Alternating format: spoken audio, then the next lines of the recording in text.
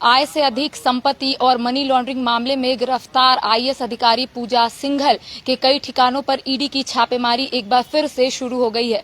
झारखंड और बिहार में लगभग 7 ऐसे ठिकानों पर ईडी की छापेमारी एक बार फिर से शुरू हो गई है। बता दें कि रांची में लगभग 6 ठिकानों पर ईडी की जो छापेमारी है वो शुरू है और बिहार में मुजफ्फरपुर में सूत्रों से मिली जानकारी के अनुसार मुजफ्फरपुर में ईडी की जो छापेमारी एक बार फिर से शुरू हो गई है। इस वक्त मैं मौजूद हूँ राजधानी रांची के अड़गोड़ा चौक में, कह सकते हैं अशोक नगर गेट नंबर 6 में। आपको एक बार तस्वीर दिखाने की कोशिश करेंगे कि यह है विशाल चौधरी का घर, जहां पे सुबह से ईडी की जो टीम है यहां पर पहुंची हुई है और छापेमारी शुरू कर दी है। हम आपको एक बार प्लेट दिखाने की कोशिश करेंगे कि plot number 425B road number 6 जो विशाल चौधरी का ये आवास है, जहां पे सुबह से ही ईडी की जो टीम है पहुंची हुई है। कह सकते हैं कि जिस तरीके से साहेबगंज के जो डीएमओ है वो कल ईडी कार्यालय पहुंचे थे और सूत्रों से मिली जानकारी के अनुसार उसी आधार पर जो ईडी की अधिकारी है वो एक बार फिर से छापेमारी शुरू कर दिए हैं।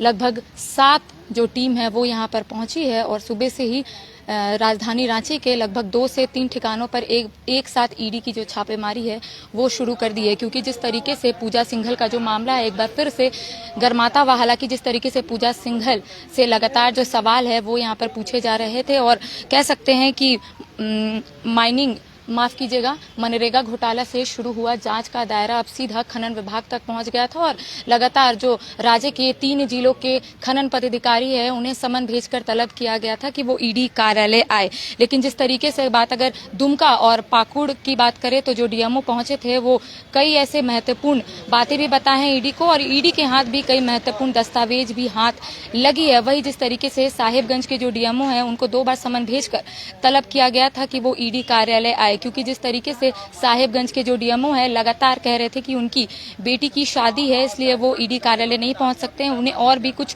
टाइम चाहिए फिर वो ईडी कार्यालय पहुंचेंगे। लेकिन दूसरी बार जब उन्हें समन भेजा गया था तो वो ईडी कार्यालय पहुंचे थे।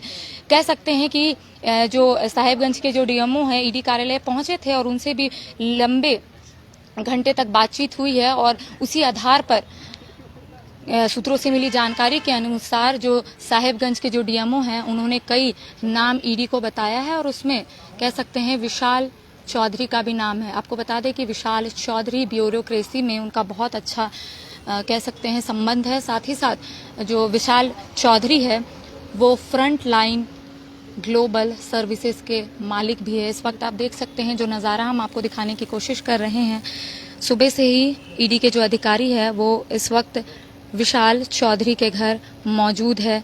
कई जो कह सकते हैं कि जिस तरीके से छापेमारी शुरू हुई है कई दस्तावेज भी बरामद किए जा सकते हैं। साथ ही साथ सूत्रों से मिली जानकारी के अनुसार कई नगद भी बरामद यहां पर किया जा सकता है, क्योंकि जिस तरीके से एक बार फिर से ईडी का शिकंजा है वो कसता हुआ दिखाई दे रहा है। इससे पहले भी हम आपको ईडी कार्यालय का दृश्य दिखा रहे थे जहाँ पे लगातार जो है लोगों का आना जाना एक बार फिर से शुरू हो गया था और ईडी की ओर से कई जो अधिकारी है, कई जो खनन पदाधिकारी है उनको भी समन भेजकर तलब किया गया था और कई महत्वपूर्ण दस्तावेज भी ईडी के हाथ लगे थे। इस वक्त हम आपको लाइव दिखा रहे हैं कि यह है विशाल चौधरी का घर जो है अशोक नगर रोड नंबर 6 में। तो कई महत्वपूर्ण दस्तावेज भी यहां से ईडी को मिल सकते हैं, क्योंकि जब ईडी कहीं छापेमारी करने जाती है तो पुख्ता सबूत के साथ ईडी कहीं पहुंचती है और ईडी को जरूर कह सकते हैं यहाँ से कुछ ना कुछ मिलेगा। लेकिन ये तो आने वाला वक्त ही बताएगा कि यहाँ से क्या कुछ मिलेगा। हम आपको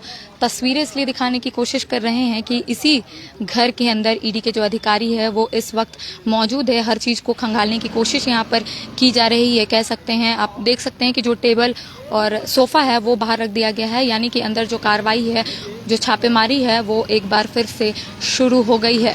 कह सकते हैं हर एक चीज़ को यहाँ पर खंगालने की कोशिश की जा रही है। अंदर जितनी भी चीज़ होंगे, सोफ़ा की बात कर ले, बेड की बात कर ले, हर चीज़ को यहाँ पे खंगालने की कोशिश की जा रही है, क्योंकि ईडी को कहीं से भी कह सकते हैं जब पूछताछ के क्रम में उन्हें विशाल चौधरी का नाम ज़रूर सामने आया होगा, इसलिए विशाल चौधरी के आवास में छापेमारी ईडी की ओर से शुरू कर दी गई है। तो लगातार हम आपको लाइव तस्वीरें इस वक्त की दिखाने की कोशिश कर रहे थे, जहां पे विशाल चौधरी के आवास में ईडी के जो अधिकारी है इस वक्त मौजूद है। लगभग 7 सदस्य यहां पर मौजूद है और हम आपको इसीलिए तस्वीर दिखाने की कोशिश कर रहे थे क्योंकि ये जो आप ब्लैक गेट देख रहे हैं, इसके अंदर का जो हम आपको दृश्य दिखाने की कोशिश कर रहे थे, यहीं पे जो ईडी के अधिकारी है इस वक्त मौजूद है और हर एक चीज को खंगालने की कोशिश की जा रही है। अब क्या कुछ निकल कर सामने आता है ये तो आने वाला वक्त ही बताएगा, लेकिन इस बीच ये जरूर कह सकते हैं कि ईडी को अगर जब तक कोई पुख्ता सबूत नहीं मिलता है, ईडी वहां नहीं जाती है। और कह सकते हैं ईडी को पुख्ता सबूत मिला है, इसलिए ईडी इस वक्त विशाल चौधरी के